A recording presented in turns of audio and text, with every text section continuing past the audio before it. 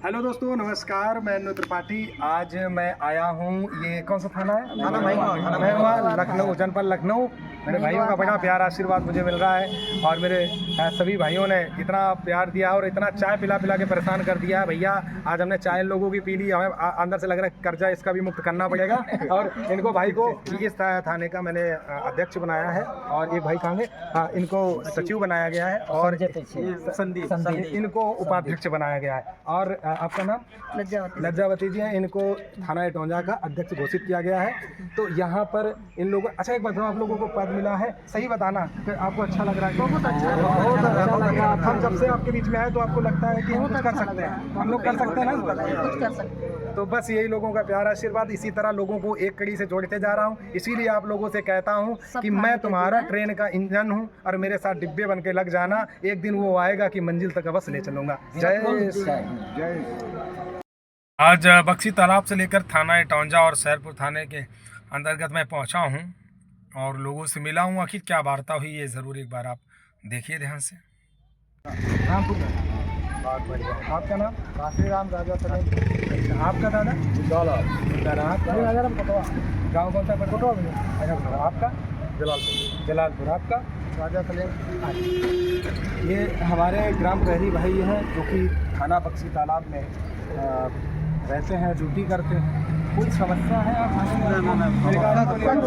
झाड़ी पोछा ऐसा कुछ कराना चाहते हैं? नहीं, मर्जी आवे करो, मर्जी आवे ना करो, मतलब कोई दिक्कत कोई नहीं। हमारे काम से संतुष्ट हो या नहीं? नहीं यार, जब यार बुराई है नहीं तो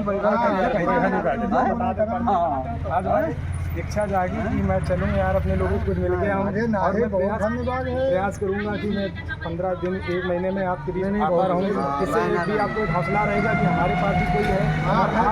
आप लोग किस्मत वाले हो कि आप चौकीदारों का अपना खुद का चैनल है, आप समझिए। अब आपको कहीं इधर उधर नहीं रखना है, बाकी बस कोई समस्या न रहे। हमारा ये प्रयास रहता है कि बिल्कुल मस्त रहो। और इसमें हम ये समझ लो सिर्फ बिगाड़ी के बिगुल के लिए ही मैं हर जनपद में जाने का प्रयास कर रहा हूँ। शुरुआत हमने आज से ही करी है। ऐसे कुछ अचानक से प्लान बना कि आज से हम सोच रहे कि हर थाने हर जिले में पहुँचे, लोगों की समस्या सुने। और घर परिवार में क्या हाल चाल है? बढ़िया। कितने लोग हैं मतलब ये पूरे टोटल थाने में आपके? अरे अभी समय चले गए आपके विभाग में संगठन तो बहुत चल रहे हैं। हमारे संगठन में संगठन नहीं बहुत बढ़िया है। इतना कौन मिल भाई नहीं कि नहीं। आज़ादी से लेके अब तक लगता आ रहा है। अब जो आज़ादी से लेके अब 8वां वेतन लगने जा रहा है, ठीक है। और 8वां वेतन आपका आज तक वेतन नहीं लगा है, क्योंकि आपको किसी कर्मचारी का दर्जा प्राप्त नहीं है। जिस तरह से अंग्रेजों ने आपको चौकीदार बनाया था उसी तरह से आज तक भारत सरकार इस तरीके से ढकेल रही है। हमारा इस बार ये ओपिनियन है कि हम किसी भी तरीके से आप लोग संगठित हो और अपने आप को, जैसे बिहार ने राज्य कर्मचारी का दर्जा प्राप्त किया चौकीदारों ने, जैसे मध्य प्रदेश के चौकीदारों ने प्राप्त किया। एक देश एक कानून की बात करते हैं हमारे प्रधानमंत्री मोदी जी, या नहीं करते कि देश में एक देश एक कानून होना चाहिए। फिर चौकीदारों के साथ, उत्तर प्रदेश के चौकीदारों के साथ भेदभाव क्यों है पता नहीं, ठीक है। 8वां वेतन लागू होगा मार्च में 2026 में, अगले साल, ठीक है। उससे पहले मैं चाहता हूं कि आप सब लोग संगठित हो और अपनी आवाज़ को बुलंद करो, जिससे कि सरकार आपकी बात सुने। बाबा आदित्यनाथ योगी जी उत्तर प्रदेश के चीफ मिनिस्टर, अगर अभी काम नहीं हो पाएगा तो तुम्हारा कभी काम नहीं। अगर आप लोगों की जागरूकता नहीं होगी तो सब गड़बड़ हो जाएगा। 17-18 हज़ार रुपये वेतन उठाना है तो 8वां वेतन लागू कराना पड़ेगा। नहीं करा। मायावती जी ने 20 साल शासन किया, करा नहीं करा। अब बाबा जी बैठे हैं और जब आप अपनी संगठित होकर आवाज़ उठाओगे तो मैं आपको निश्चित विश्वास दिला रहा हूँ कि आदित्यनाथ योगी जी के नेतृत्व में 8वें वेतन में आप लोगों को सहभागिता मिलेगी और 17,000 रुपये कम मिनिमम तनख्वाह आपकी होगी। ये प्रोसीजर है। आप अपने अधिकारी से पूछेंगे, दरोगा साहब से पूछेंगे तो दरोगा साहब बताएंगे, कप्तान साहब से पूछोगे कप्तान साहब बताएंगे। आप मेरी इस बात को याद रखो। गुमराह करने वाले बहुत लोग हैं, तुम्हें गुमराह करेंगे। आप अगर आज संघर्ष चल लोगे, कल तुम्हारे पीछे तुम्हारा बेटा लगे होगा, 18,000 मिलेंगे, बच्चा पढ़ा लिखा पाए, वो अपने बच्चा ना पढ़ा पा रहे तुम लोग, समझ रहे हो। और बेगारी लिखी कराई जाती है। अभी औरैया में कगोर में काम चल रहा है, रोज 10 चौकीदार बुलाए जाते हैं, ठीक है। उनसे काम कराया जाता है, उन्हें 1 रुपया नहीं दिया जा रहा। जी आज की रिपोर्ट है। गुलाम बना रहे हैं, गुलाम। और उन 10 चौकीदार जो काम कर रहे हैं उनका ऊपर से पैसा आ रहा है मजदूरी के दिहाड़ी से। दिल्ली में 650 रुपया मजदूरी चल रही है, अपने यहाँ 500 रुपया मजदूरी चल रही है। 500 रुपया के हिसाब से 5000 रुपया रोज अधिकारी का कोर के बचा रहे हैं। तो इस तरह से शोषण हो रहा है। बच्चे हमारे तो संघर्ष तुम्हें ही करना है। आप बड़े बूढ़े हो गए, आप कहाँ ले आओगे, क्या करोगे? संघर्ष ही कर लो। और बाबा जी की सरकार है, मैं तुम्हें विश्वास दिलवा रहा हूँ कि पास हो जाएगा, पास हो जाएगा, पास हो जाएगा। एक खाली साइकिल चार्ज मिली है, दोबारा नहीं मिली। दोबारा मिलवे नहीं वर्दी वर्दी कहाँ भैया है, झाड़ू पूरा निकट गया। अरे बाप रे, तो आप लोग वर्दी नहीं अगर वो दे रहे तो अपनी बनवा करके पहनो सम्मान के लिए। 80 रुपए में बनी कहाँ? कपड़ा नहीं गए कहाँ, ओढ़ी नहीं चले। देखो, हम आप लोगों से एक ही गुजारिश करते हैं कि यदि आपको ये लगे कि अपना संगठन बढ़िया काम कर रहा है ज़मीन पे उतर के, तो बस सिर्फ आपका साथ चाहिए। हम यहाँ धन के लिए काम नहीं करते। धन का लालच होता तो मैं डीजल फूक के थोड़ा ना आता। और ये तो रहते ही है थाना में, तो थोड़ा भाई लोगों है तो जैसे बड़ा मोबाइल चलाते हो ना, तो भाई लोगों को नंबर दे देना, ग्रुप में जोड़ देंगे। हमारे ग्रुप में जोड़े रहो, सुनो। और ये जरूर ध्यान रखना, अगर दिल से अगर सपोर्ट करना है, अगर साथ देना है, क्योंकि तभी हम भी आगे मजबूत हो पाएंगे।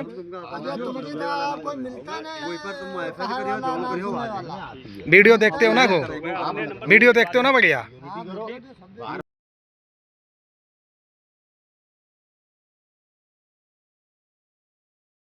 इटौंजा के चौकीदार हैं, इटौंजा में आए हैं तो दो ही लोग मिले। एक ये भाई मिले शिव कुमार जी, एक बुढ़ऊ दादा मिले, लेकिन वो इतने डरपोक है, भाग गए डर की वजह से कि कहीं अरे मेरी कहीं डांट ना पड़ जाए। ये डर तेजी जी भाग गए, तेजी जी हैं इटौंजा में, बड़े डरपोक हैं यार। इन्हीं दादा लोगों ने तो सत्यानाश किया। इस विभाग का बड़ा दुख होता है मेरे भाई, यही कमजोर हमको कहीं ना कहीं कर देते हैं। नौजवान चौकीदार लड़ने को तैयार हैं, लेकिन जो बड़े बूढ़े हैं जो चल नहीं पा रहे हैं, ये डर के भाग जाते हैं। कोई बात इन्हें सुनने में अच्छी नहीं लगती, इनके हक की बात करो तो ये सबसे पहले भाग जाते हैं। तेजी बाबा जी भाग गए। ये थाना इटौंजा की हमारी लज्जावती बहन जी हैं, जो कि चौकीदार हैं, लेकिन कहते हैं ना कि ऊँट के मुंह में जीरा। 2500 में जब गुजारा बसर नहीं होता, तो देखिए चूड़ी की दुकान इन्होंने की है, और इस चूड़ी दुकान से कहीं ना कहीं अपना घर परिवार चला रही हैं। अच्छा ये लगा कि कभी ये हिम्मत से नहीं हारती हैं। इनके पास इतनी अच्छी हिम्मत है कि मैं बैठे बैठे ये अनुभव कर रहा हूँ कि यहाँ आसपास जितने भी थाने हैं, समझ लो बहन जी का डंका चलता है। लेकिन फिलहाल मैंने इटौंजा थाना का इनको अध्यक्ष बना दिया है। आज कैसा लगा आपको? मैं तो आपके पास अचानक से आया था। अचानक बहुत अच्छा लगा भाई साहब। दिल्ली में गए थी ना आप? हाँ, दिल्ली गए। अच्छा, आप पहचान भी गई तुरंत? हाँ, पहचान गए। क्या बात है। अरे ये भी भाई हमारे सामने बैठे, ये भी पहचान लिए हमको तुरंत।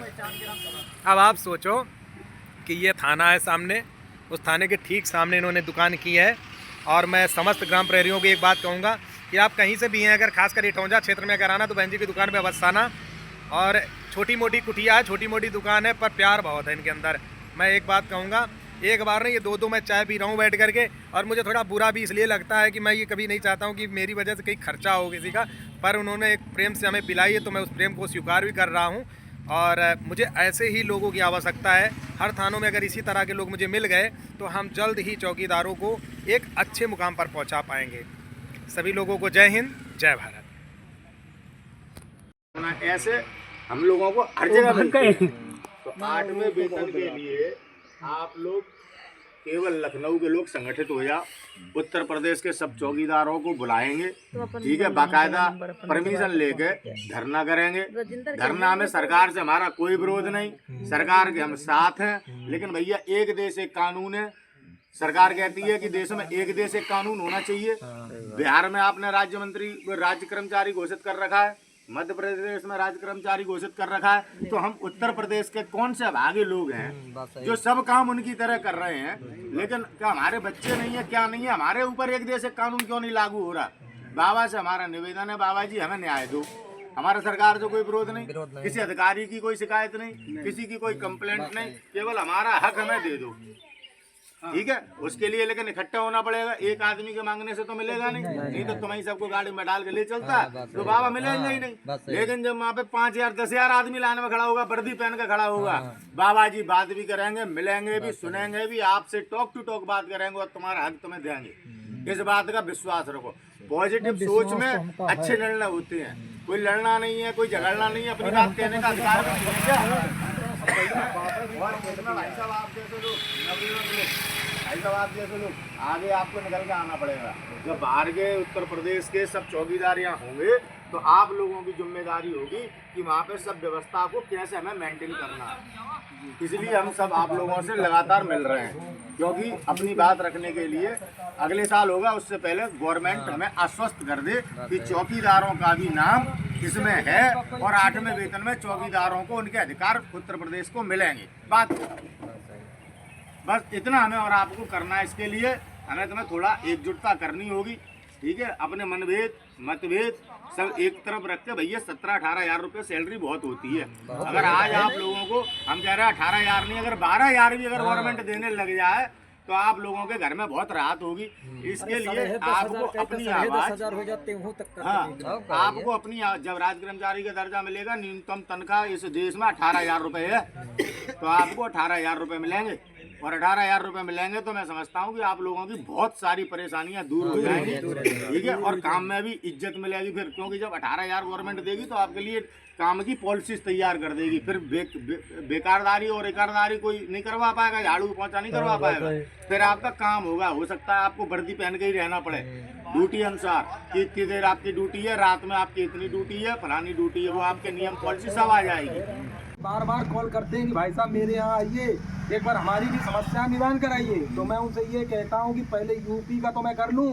कहते कहावत कहते हैं ना कि एक नाव पे पैर रख के चलोगे तो नाव पार हो जाएगी।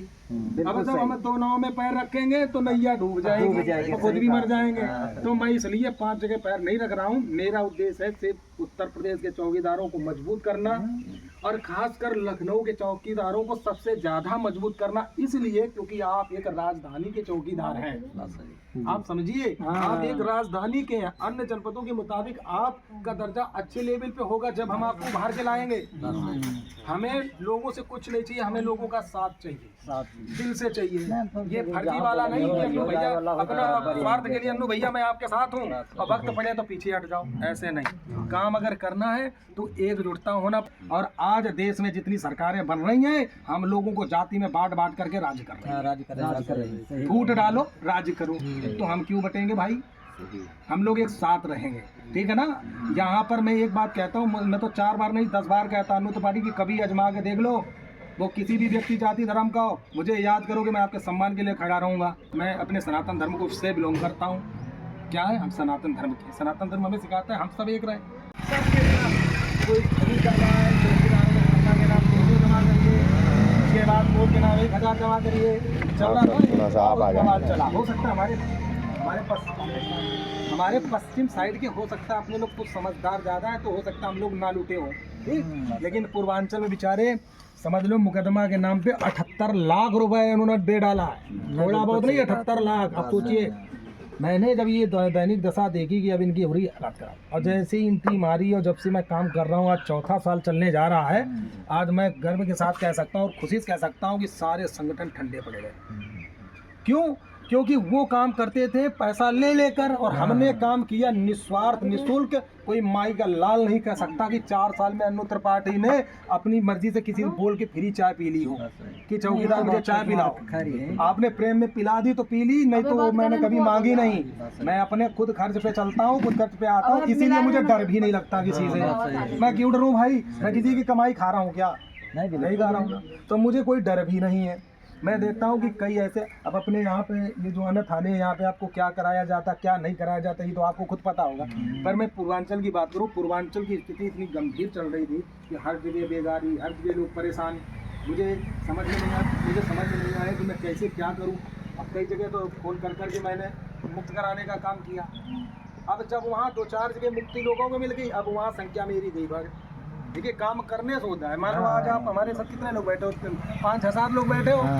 कल को खुदा ना खास्ता मान लो आप ये 7 से कल को 30 इकट्ठा हो गए या 40 इकट्ठा हो गए, और उन 40 के लिए अगर इस लखनऊ के अंदर हम उन्हें जो हमारे पास सरकारी अन्य सुविधाएं जो आ रही हैं, उन सुविधाओं से हम उन्हें लाभ दिला रहे हैं, या आपके लिए ज़मीन पे उतर के हम काम कर रहे हैं, तो आप बताइए क्यों चौकीदार क्यों नहीं जुड़ेगा? जुड़ेगा। उसके जेब से तो पैसा नहीं मांगा जा रहा ना भाई। मैं तो और सुनो, त्रिपाठी आज थाना गुडम्बा है जो कि हमारे जानकीपुरम के पास है, वहाँ के हमारे चौकीदार बंधु मिलने आए हैं और मुझे बहुत अच्छा लगा इस भाई से मिलके। अमित नाम है इनका, और ये माननीय पार्षद जी हमारे जो क्षेत्र के हैं उनकी वैन वगैरह भी चलाते हैं और उनकी काफ़ी मदद भी करते हैं। तो भाई ने मुझे एक बार देखा भी था, परंतु ये हमको पहचान नहीं पाए। तो ये भाई हैं हमारे सामने, अमित जी हैं। अमित भाई, कैसा लगा आपको हमारे साथ मिलके? बढ़िया लगा ना? तो बस आप जैसे ही युवा मुझे चाहिए इस लखनऊ में मजबूती बनाने के लिए। क्या वो मिलेंगे? मिलेंगे बिल्कुल। क्या बात है। बाकी इनको तो आप पहचानते होंगे, ये हैं बक्सी तालाब के हमारे चौकीदार, इनका नाम है अनुज कुमार। तो आज हम फाइनली लगभग 5 थाने के चौकीदारों से मिले हैं। ये बहुत बड़ा सौभाग्य है हमारा, और इसी तरह से जागरूकता को बढ़ाते रहेंगे और एक दिन सरकार के दरवाजे पर झंडा गाड़ देंगे। जय हिंद, जय भारत।